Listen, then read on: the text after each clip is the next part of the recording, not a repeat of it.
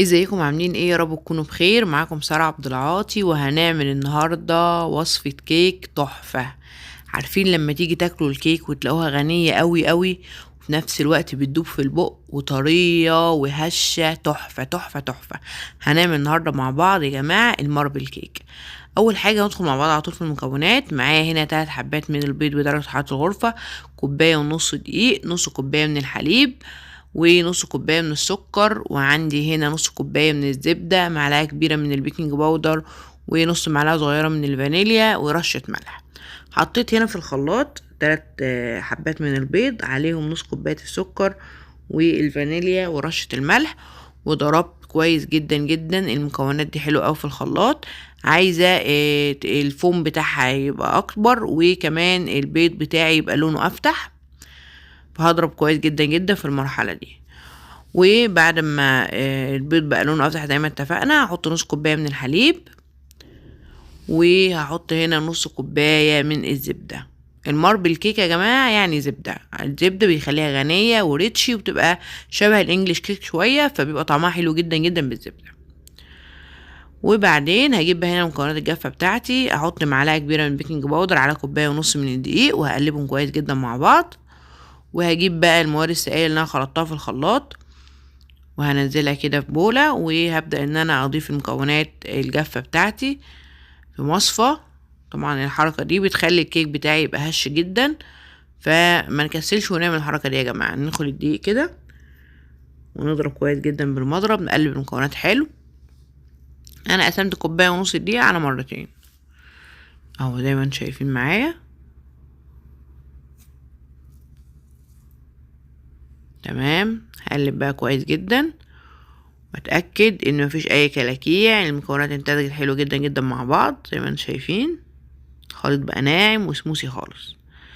وبعدين هقسم الخليط ده بقى على نصين، نص هيبقى بالشوكولاته والنص هيبقى بالفانيليا. النص ده حطيت عليه معلقتين كبار من الكاكاو، ونص فنجان اللي هو فنجان القهوه ده حطيته حليب، لان الكاكاو هيخلي خليط الكيك بتاعي تخين، فعشان كده خففته شويه بالحليب، يعني حوالي معلقتين كبار من الحليب البارد.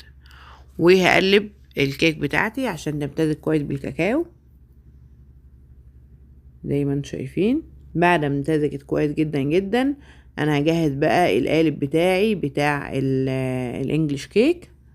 ممكن ندهنه زيت ونبطنه كويس بالدقيق، وممكن نحط ورق زبدة عشان يسهل الكيك تطلع معايا.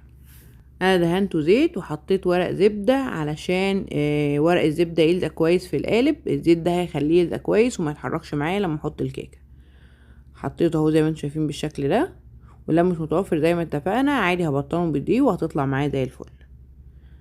بعد ما خلصت جبت بقى هنا الكيكة بتاعتي اللي انا قسمتها، هحطها هنا في كيس حلواني او كيس سندوتشات علشان تسهل معايا ان انا اوزعها في الصينية بتاعتي. اهو ده الفانيليا حطيتها، وده الشوكولاتة بالشكل ده. وهجيب بقى القالب بتاعي، طبعا مولعه الفرن يا جماعه على 180 قبل ما اشتغل عشان تسخن وتحقق درجه الحراره المظبوطه قبل ما احط الكيك. هبدا هنا بقى اوزع زي ما انتم شايفين، حطيت الفانيليا وبعدين شوكولاته، وهحطهم بقى واحده واحده بالشكل ده لحد ما اخلص كل الكميه. وبعد ما بخلص بحطها الفرن في الصاج اللي في النص، بكون مولعه تحت بس لحد ما ادخل خله واتاكد انها استوت، واطلعها على طول. بتاخد تقريبا من تلت لنص ساعه لان الصينيه بتاعتي صغيره. مسحت هنا اي كيكه وقعت على الحروف عشان ما تتحرقش، وجبت عيدان شيش طاووق او سكينه وقلبتها تقليبه خفيفه كده علشان اتاكد مفيش اي فراغات، وهدخلها الفرن. عندي هنا نص كوبايه من الشوكولاته، حطيت عليها ربع كوبايه من كريمه الخفق المغليه، وهسيبهم 10 دقايق الاول كده عشان الشوكولاته تسيح وما تتعبنيش. ولما اقلبها تتقلب معايا على طول زي ما انتم شايفين، مش هقلبها على طول، هحط الكريمه على الشوكولاته وهسيبها 10 دقايق ربع ساعه لحد ما الشوكولاته كلها تسيح عشان تقلب معايا بسهوله.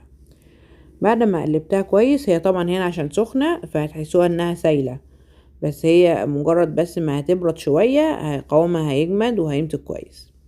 بعد ما قلبتها، عندي هنا ده فول سوداني مجروش، ممكن استخدم اي نوع من انواع المكسرات، الكميه اللي انتوا تحبوها طبعا.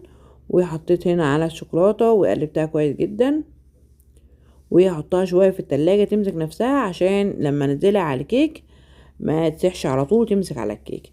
الكيكة بتاعتي هنا بعد ما استوت شكلها حلو جدا جدا، وريحتها بجد يا جماعة كانت رهيبة. طبعا طلعت معايا هي بكل سهولة من القالب زي ما انتم شايفين. حطيتها وسبتها تبرد تماما خالص خالص قبل ما احط الشوكولات فوقها علشان ما تسيحوش وينزل على طول. انا عايزاه يمسك عليها زي ما انتم شايفين.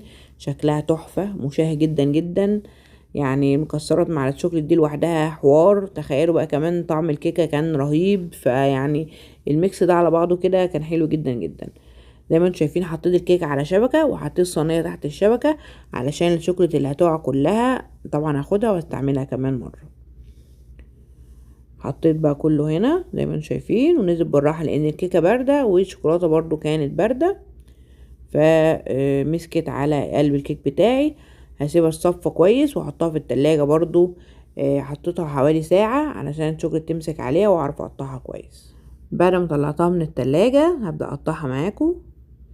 شكلها بجد يا جماعة كان رائع، حلو جدا جدا. كيكة طعمها تحفة وسهلة جدا. كل المكونات سهلة في الخلاط، حطينا عليه المكونات الجافة وعلى الفرن. بجد يا جماعة رهيبة. عايزة اوريكم بقى قد ايه هنا كانت طرية وهشة ازاي، بتقطع بكل سهولة معايا اهي. طعمها كان تحفة حلوة جدا جدا مع كوباية شاي بلبن الصبح بقى والكوباية شاي العصر. رهيبة رهيبة رهيبة. عايزة اوريكم هنا كمان قد ايه كانت هشة. شايفين طرية جدا جدا عاملة زي السفنج بالظبط. حلوة قوي، اتمنى تجربوها. ولو عجبكم الفيديو متنسوش تعملوا لايك. كانت معكم سارة عبد العاطي، والسلام عليكم ورحمة الله وبركاته.